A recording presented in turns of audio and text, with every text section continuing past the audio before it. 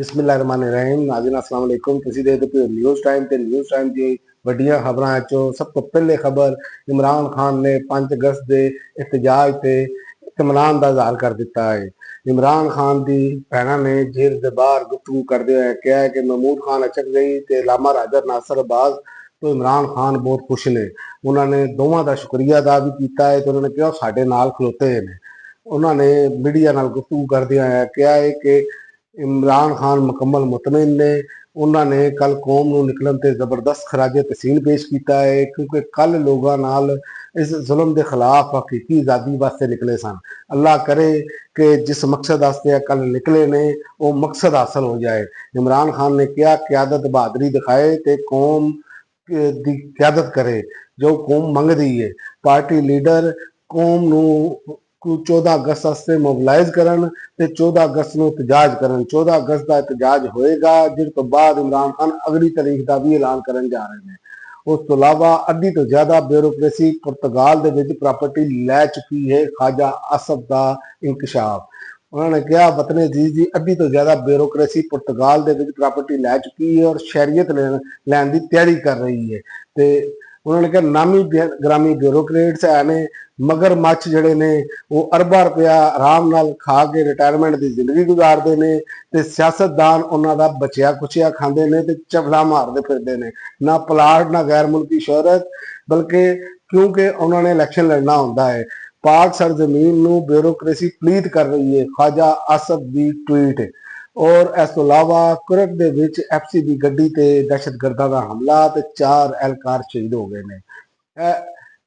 सूबा खैबर पख्तूनख्वा के इलाके कुरक दे विच FC की गड्डी के उत्ते दहशतगर्दां के हमले के विच 4 एहलकार शहीद हो गए ने। मीडिया रिपोर्ट के मुताबिक कुरक के इलाके अमान कोट दे थाना गरगरी की हदूद के विच FC एहलकार फील्ड सिक्योरिटी की ड्यूटी ते सन ते इस दौरान पहाड़ी की चोटी तो घात लगाए हुए मसला दहशतगर्दां ने अचानक हमला कर दिता जिहदे नतीजे दे विच 4 एहलकार शहीद हो गए ने। शहीद होने वालियां दे विचों लांस लाइट महमूद शाह सिपाही शाहद सिपाही रऊफ शामिल ने जिहड़े कि FC के 272 प्लाटून नाल तल्लक रखते सन।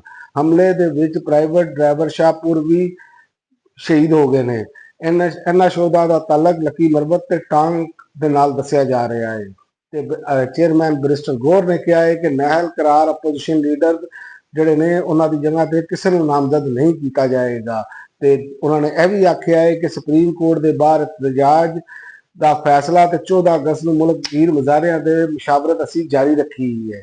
ਤੇ ਪਸ਼ਾਵਰ ਹਾਈ ਕੋਰਟ ਨੇ ਸ਼ਿਬਲੀ ਫਰਾਜ਼ ਤੇ ਜ਼ਰਤਾਜ ਗੁਲ ਨੂੰ ਗ੍ਰਿਫਤਾਰ ਨਾ ਕਰਨ ਦਾ ਹੁਕਮ ਦੇ ਦਿੱਤਾ ਹੈ। ਹਾਈ ਕੋਰਟ ਨੇ 9 ਮਈ ਦੇ ਕੇਸ ਦੇ ਵਿੱਚ ਸਜ਼ਾ ਪਾਉਣ ਵਾਲੇ PTI ਰਹਿਨੁਮਾ ਜਿਹੜੇ ਨੇ ਸ਼ਿਬਲੀ ਫਰਾਜ਼ ਤੇ ਜ਼ਰਤਾਜ ਗੁਲ ਦੀ ਫਾਂਸੀ ਜ਼ਮਾਨਤ ਮਨਜ਼ੂਰ ਕਰ ਲਈ ਹੈ।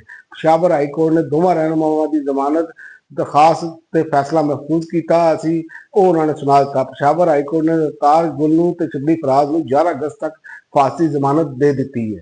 उस तो इलावा सलमान अकरम राजा का कहना है कि एहतजाज के विच लोगों की जी पार्टी के लोग सन उन्होंने की अदमी शिरकत नाल इमरान खान ते पार्टी के विच गल करांगा। उन्होंने कहा इमरान खान की काल ते एहतजाज शामिल ना होने की कोई मकबूल वजह ना हुई तो जवाब देना पेगा। ਤੇ ਉਸ ਤੋਂ ਇਲਾਵਾ ਵਜ਼ਾਰਤ ਖਜ਼ਾਨਾ ਦਾ ਇਤਰਾਫ ਹੈ ਕਿ ਪਿਛਲੇ ਮਾਲੀ ਸਾਲ ਦੇ ਵਿੱਚ ਕੌਮੀ ਆਮਦਨੀ 9,946 ਅਰਬ ਤੇ ਅਖਰਾਜਾਤ 17,000 ਅਰਬ ਰੁਪਏ ਰਹੇ ਨੇ। ਇਹ ਹਕੂਮਤ ਆਪ ਇਤਰਾਫ ਕਰ ਰਹੀ ਹੈ ਕਿ ਹਕੂਮਤ ਦੇ ਅਲੱਲੇ ਤੱਲੇ ਕਿੰਨੇ ਨੇ ਤੇ ਜਿਹੜਾ ਆਮਦਨੀ ਹੈ ਉਹ ਕਿੰਨੀ ਹੈ।